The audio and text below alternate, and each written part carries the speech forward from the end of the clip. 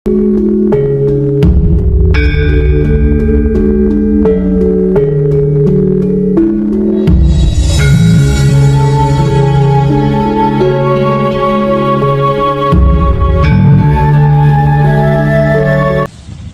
berada di Punden Keramat Syekh Siti Jenar.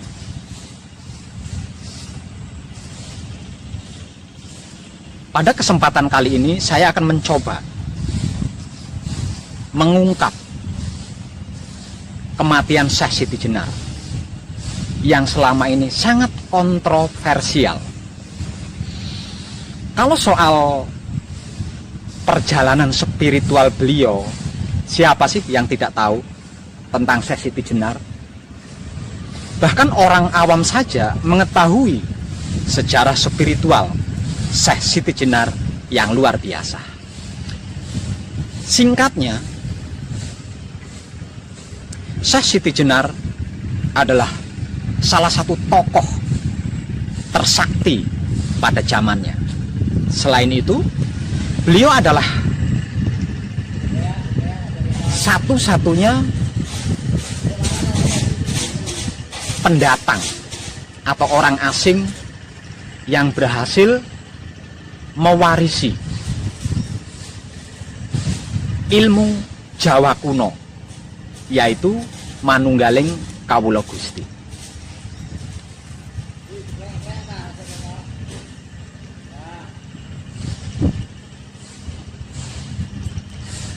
Yang perlu digarisbawahi di sini bahwasanya perselisihan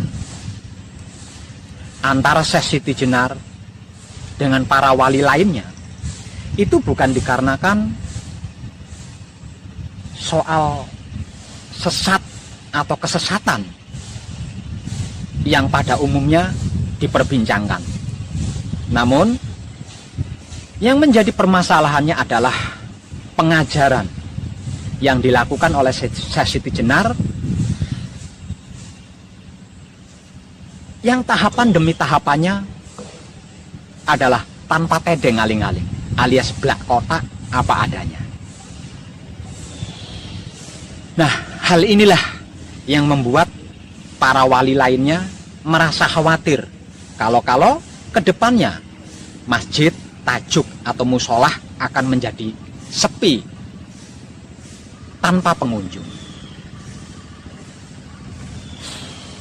Jadi bukan karena Syekh Siti Jenar itu sesat atau apa, itu bukan, tapi dikarenakan pengajaran Syekh Siti Jenar itu tidak ribet, tidak melalui tahapan-tahapan yang rumit, dan tidak menggunakan filosofi-filosofi atau kiasan-kiasan.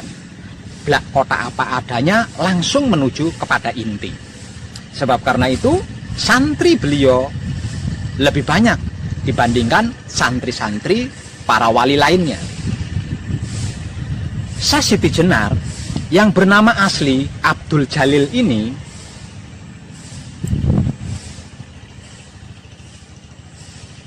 adalah merupakan wali penutup.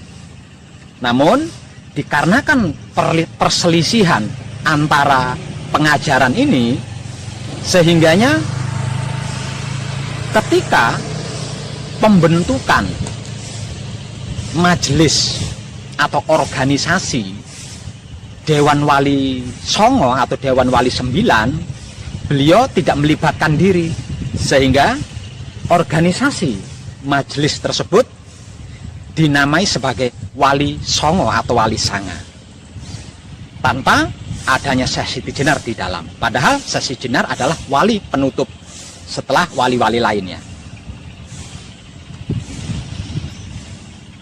Selain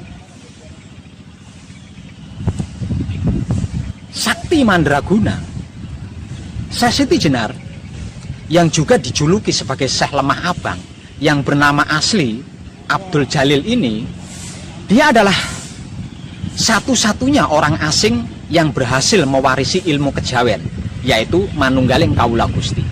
Selain itu, Syekh Siti Jenar bisa dikatakan adalah pewaris terakhir senjata pemusnah yang lebih dikenal dengan sebutan Brahmastra. Di dalam kisahnya,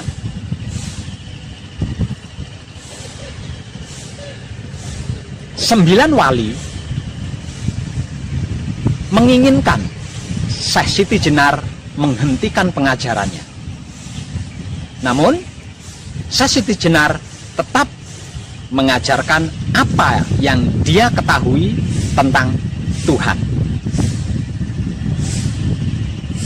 Hingga pada akhirnya, para wali lainnya memutuskan untuk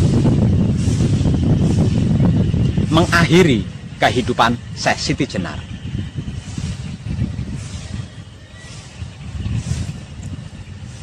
Singkat punya cerita, jika keputusan Dewan Wali 9 yang hendak mengakhiri kehidupan Syekh Siti Jenar ini dapat membuat Dewan Wali 9 berhasil mencapai puncak, maka Syekh Siti Jenar rela untuk dimatikan. Setelah melalui berbagai proses, hingga pada akhirnya Syekh Siti Jenar berserah diri untuk dimatikan.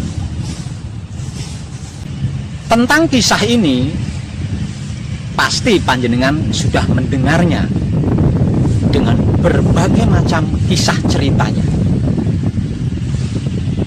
yang semuanya itu bisa benar, bisa juga tidak.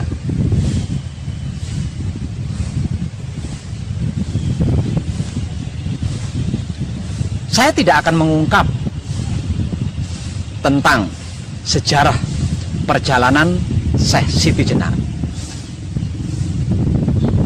yang banyak kisah menceritakan tentangnya. Namun saya akan menceritakan tentang kematian beliau yang sesungguhnya.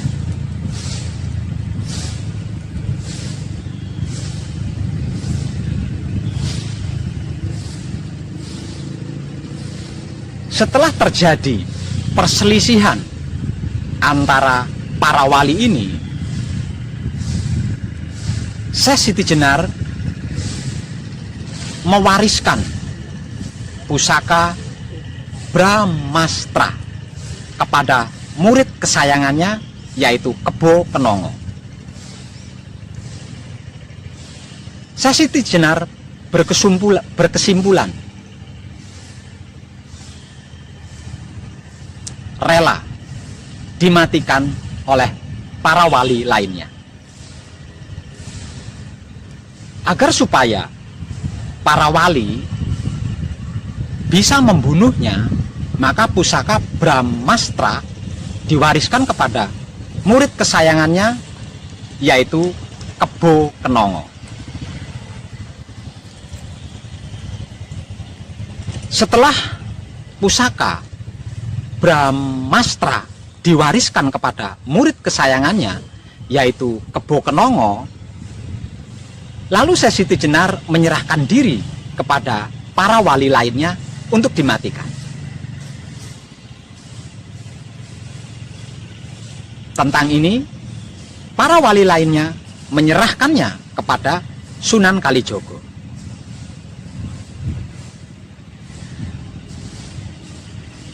Pada saatnya, Sunan Kalijogo ragu, mampukah dia membunuh Syekh Siti Jenar? Karena Sunan Kalijogo sangat mengenal siapa dan bagaimana Syekh Siti Jenar. Karena itu, Sunan Kalijaga merasa ragu dengan kemampuannya. Kalau dia tidak bisa membunuh Syekh Siti Jenar.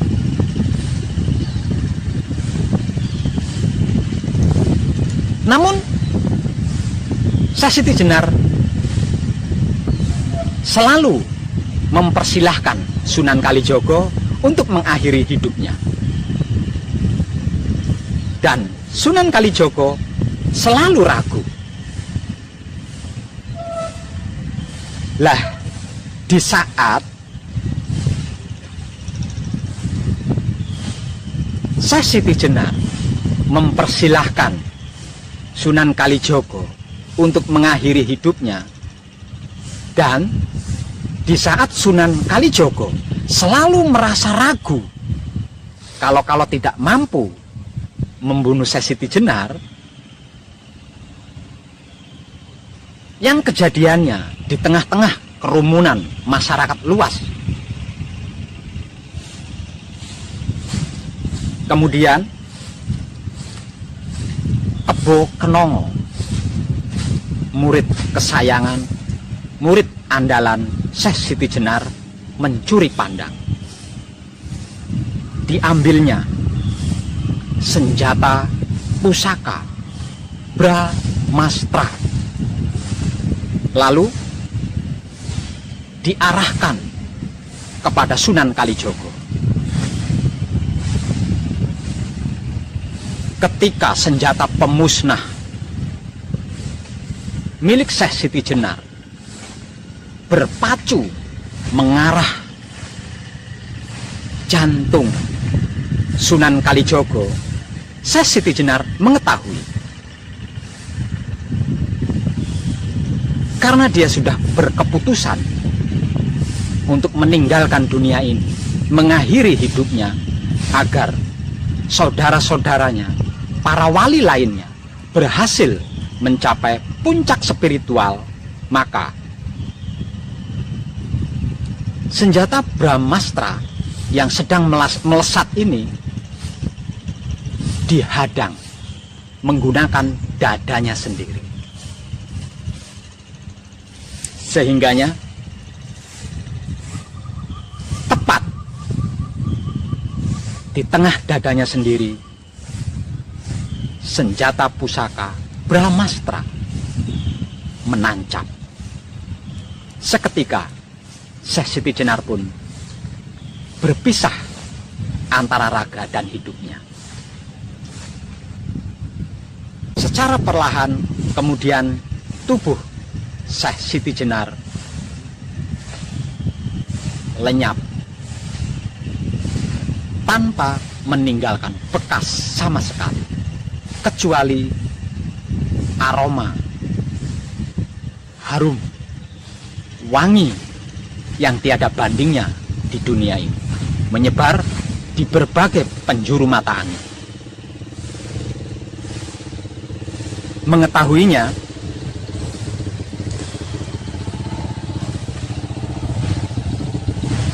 Sunan Kalijaga baru tersadarkan bahwasanya Syekh Siti Jenar adalah orang suci, orang benar.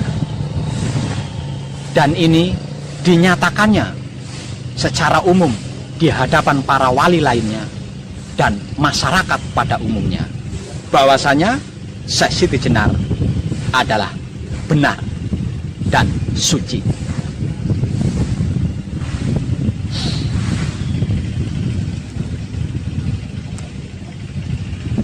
Sejak itu Sunan Kalijaga meninggalkan urusan dunia. Bahkan ketika para wali lainnya melakukan pemberontakan pada kerajaan Majapahit, Sunan Kalijaga lepas tangan, artinya tidak ikut campur, lebih memilih mengasingkan diri.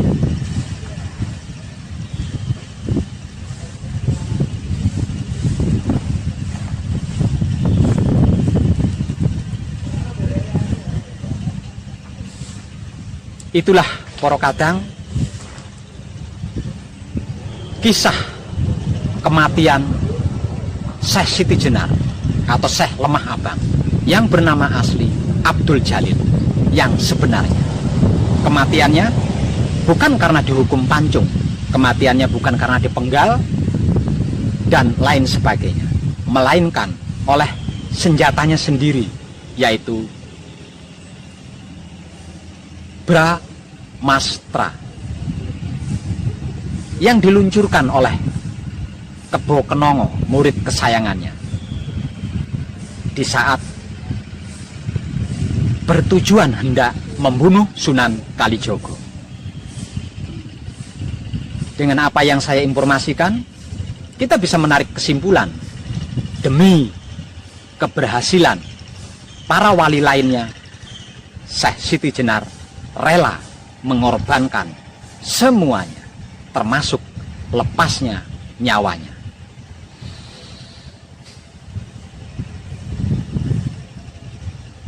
Kenapa Abdul Jalil mendapat julukan Syekh Lemah Abang?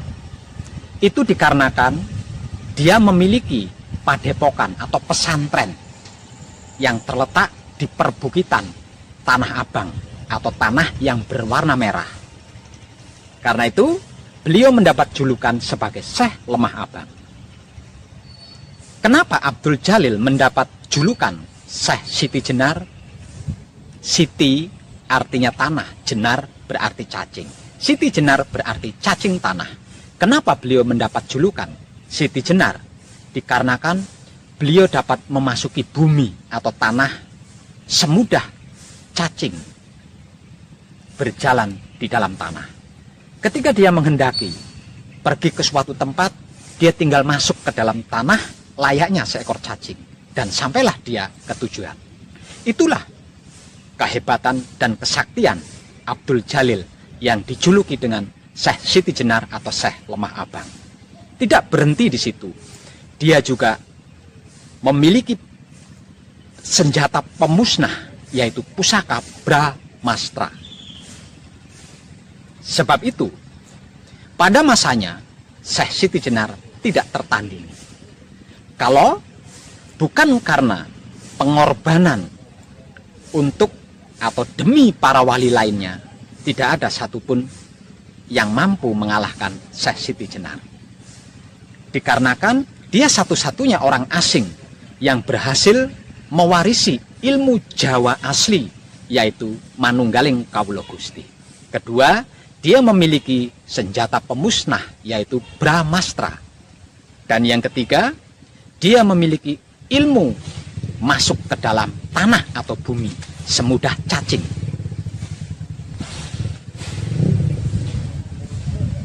Luar biasa, bukan? Itulah dan demikianlah informasi tentang kematian Syekh Siti Jenar yang sesungguhnya, yang dapat saya informasikan buat panjenengan yang masih penasaran. Semoga dengan apa yang sudah saya informasikan ini, kepenasaran panjenengan tentang kematian Syekh Siti Jenar yang kontroversial ini bisa terpuaskan. Selanjutnya saya akan melakukan pasoanan di punden Syekh Siti Jenar bersama para kakang saya. Seperti apa? Ikuti saya. Oke, kita lanjut. Pak Wet, tunggu dulu. Lalu makam aslinya Syekh Siti Jenar itu sebenarnya di mana sih, Pak Wet? Saudaraku, Syekh Siti Jenar kematiannya itu tidak meninggalkan bekas sama sekali. Jadi yang nggak ada makamnya, yang ada juga patilasan atau punden, tempat di mana beliau dulu pernah singgah. Entah itu ketika beliau berdakwah atau istirahat. Kalau makam asli ya nggak ada. Terus beliau mati bukan karena dihukum, apalagi pancung. Beliau mati oleh pusakanya sendiri, yaitu senjata pemusnah Bramastra. Terus perselisihannya dengan para wali lainnya itu bukan karena Syekh Siti Jenar sesat, tapi dikarenakan teknik pengajaran Syekh Siti Jenar itu terlalu terbuka, blak kotak, tanpa tedeng aling-aling, dan langsung ke puncaknya. Nah, perselisihan ini terjadi dikarenakan para wali lainnya khawatir kalau nantinya masjid, tajuk atau musolah menjadi sepi pengunjung. Oke, kita lanjut.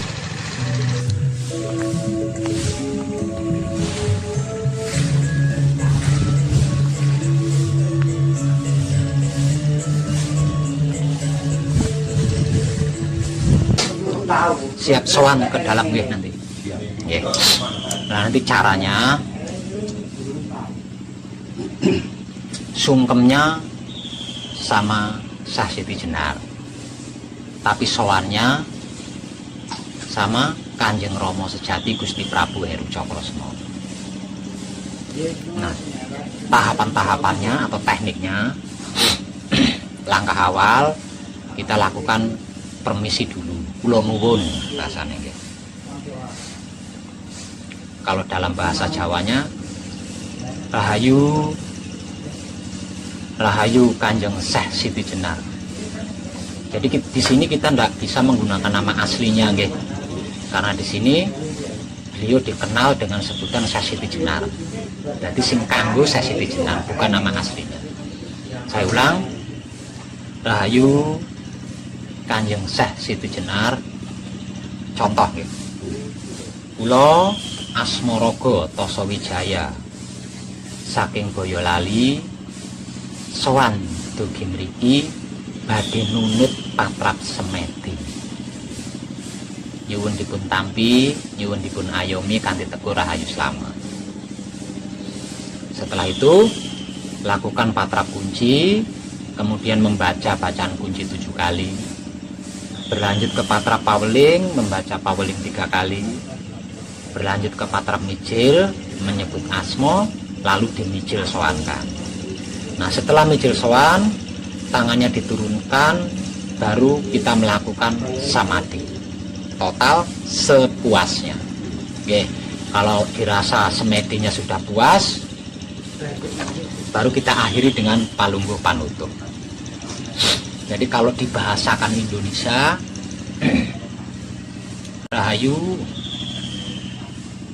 Rahayu Kanjeng Syah Siti Jenar, saya bernama Tasawijaya dari Boyolali, datang ke sini hendak numpang patrap samadhi.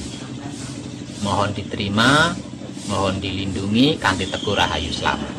Itu kalau dibahasakan Indonesia. Nggih. Saged paham mau nggih. Carane kula nuwun kados ngoten niku nggih.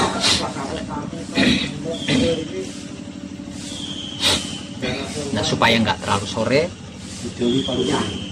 kita langsung dalam. Mboten.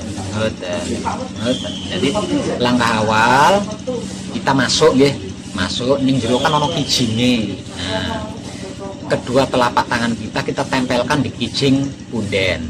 Nah, engko pundene diketuk ping 3 tuk. Rahayu Kanjeng Syah Siti Jenar, kula ingkang Asmaraga Tasawijaya saking Boyolali, sowan dugi mriki badhe nunut patrap samadhi. Nyuwun dipun pangestoni, nyuwun dipun tampi, nyuwun dipun ayomi saisa-isa.